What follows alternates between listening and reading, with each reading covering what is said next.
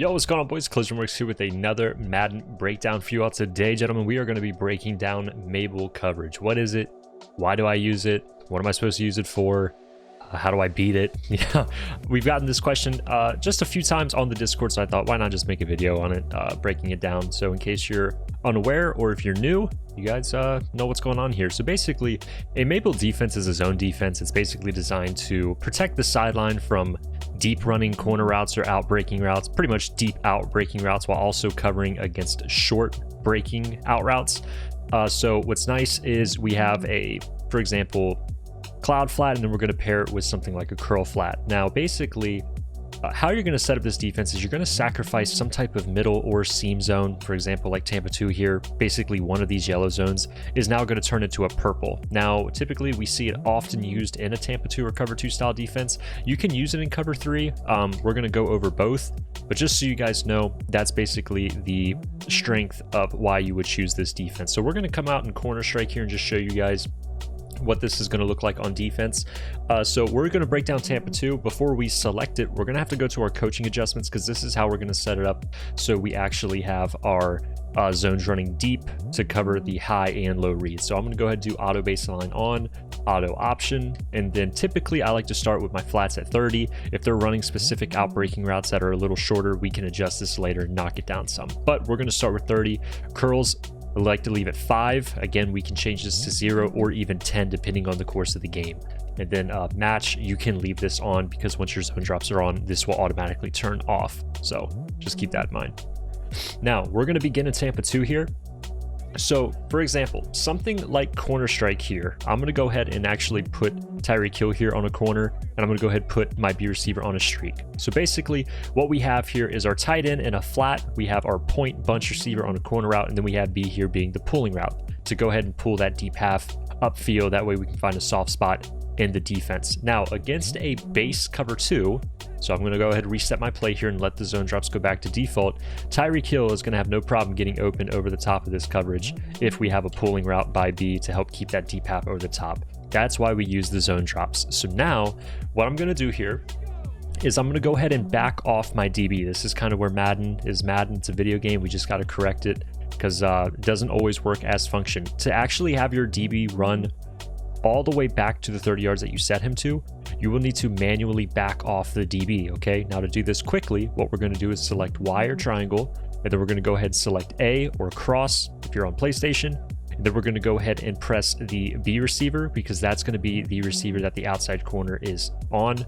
We're going to go ahead and back off with left stick or right stick. Now you see he goes ahead and backs up, and then if I try and do the same route combination here, we're going to have no problem bagging this corner route with our zone now dropping back. Also helps that we have a 6'5" Calvin back there. Now, where the Mable comes into play is to guard against something that the tight end is on, where it doesn't always have to be the tight end, but it's basically going to be the short outbreaking route. So this is kind of a funky flat route, so I'm just going to go and put him on a normal table route like you would normally see in majority of formations.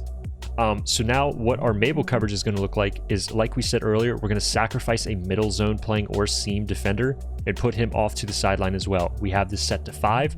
So if I go ahead and remember to back off my DB on his 30-yard zone drop, and I go ahead and snap this football, you guys will see Darrelle Revis has the tight end bagged, so I can't hit A and I can't hit RB. Now, you guys are probably thinking, how do I beat this? We're going to go over that right now. Actually, quickly, I will show you guys cover 3, because you can run this as well out of a cover 3. This is something I don't think a lot of people utilize. All you're going to do in a cover 3 to utilize Mable is you're going to shade down by pressing Y or triangle, then down on the right stick, and then you're going to go ahead and press those same combinations again, but up on the right stick to shade over the top. So now you guys see we have cloud flats, and then we can either put this safety here in a purple, and we can user this guy, or if the bunch is on the other side, you guys can go ahead and put this linebacker in a purple. But just so you guys can see, we run a double, or we can run a Mable here even with a cover 3 look. This is going to be nice. Obviously with this look, there's a lot of stress here on the middle of the field, okay? So if this is something you're going up against, you guys can utilize attacking intermediate parts of the middle of the field depending on where the user's playing, but just know you can also apply this concept to cover 3. Now, how to beat Mable coverages, okay? Some players struggle against this. So we're going to go ahead and break this down for you all. Now, basically, like we said earlier, if you are sacrificing middle zone players to play the sideline, that automatically means the middle of the field is now a soft spot for the defense. So for example, I'm just going to come out here in our empty bunch open. This is a play and formation we love here on the channel. I'm just going to come out and drive wide corner, okay? Let's say your opponent is running a double Mable, okay, out of Tampa 2. So both of these DBs are now going to be in purples. Both of these guys are going to be backed off. Immediately, what we can hit here is the seam. We can literally snap throw this with our slot receiver over here to the left side and have no problem. Where this can get, intimidating is depending on where the user's playing. So if we, throughout a game, realize that the defense likes to play the left side of the field, okay, so let's say your opponent's user likes to play this left side, that's when we can start attacking the right side seam. So I'm going to go ahead and man up this safety here to my left side slot receiver, assuming that's the user. And you guys see here Tyreek Hill against the Mable on the right is going to have no problem hitting the seam, as I accidentally hit RB because I thought I was in bunch. But as you guys see, we can go ahead and hit the seams where those zones no longer exist. And one thing I'd also like to point out is this is a play that we broke down in our Jets tour guide with the Y corner. Another setup you guys can simply do with this is just to put your X receiver on an out route. You can even hitch your Y receiver, and then what I like to do is go ahead and streak A. Now this is where it's important, because basically what we have here is we have the seam on the left side with Y always going to be open. If the user elects to play the left, we can snap throw our drag on the right with B, okay? Because that's basically like throwing in the seam. No one is there to cover him. All right, so if you're going up against a double Mable, you guys can go ahead and snap throw B if your opponent's user is playing left, or you can snap throw Y if your opponent's user is playing to the right, okay? Now, the final read you guys can make here is there are going to be certain plays, depending in your playbook, that you will have a hyper extended corner route. As you guys see here, Shannon Sharp on RB, this corner route runs a lot deeper than a slot apprentice corner route. Here's the difference, okay? You guys see Tyreek Hill's corner route is much more shallow. It's a lot shorter in its angle. It's not going to get over top of that 30-yard zone drop, okay? This corner route by Shannon Sharp will, and we're going to break it down right now because we're in a practice mode where sheds are crazy. I'm going to put these guys in spies. And if you guys have already seen this video, I apologize. I just want to break this down for this guide as well. So as you guys see here, I snap the ball. Y is wide open. B is open at the start. And then deep in the play, if I have set feet lead, I'm going to be able to hit this corner out without any problem. Okay. So again, before we go ahead and wrap this part up, I will show you guys what this snap throw to B looks like as well, just so you guys can see it. So we'll go ahead and set this up. Just like that, and then I can go ahead and snap throw B. If the user plays left, you guys see that linebacker wouldn't be there, he'd be further to the sideline.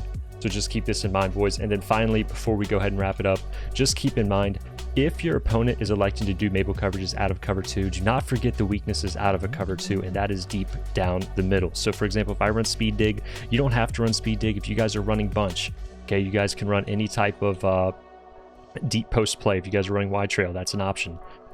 You guys really shouldn't have any problem finding a deep post in your play call. I'm gonna run speed dig just for the sake of this, just so you guys can see.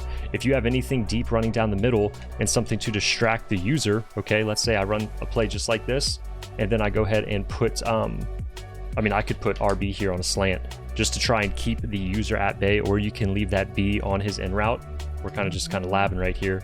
But, if that user doesn't commit to staying over the top, you guys are gonna have no problem throwing this deep down the middle. Probably could have thrown that a little better and probably had a better pulling route to help get the far side safety away.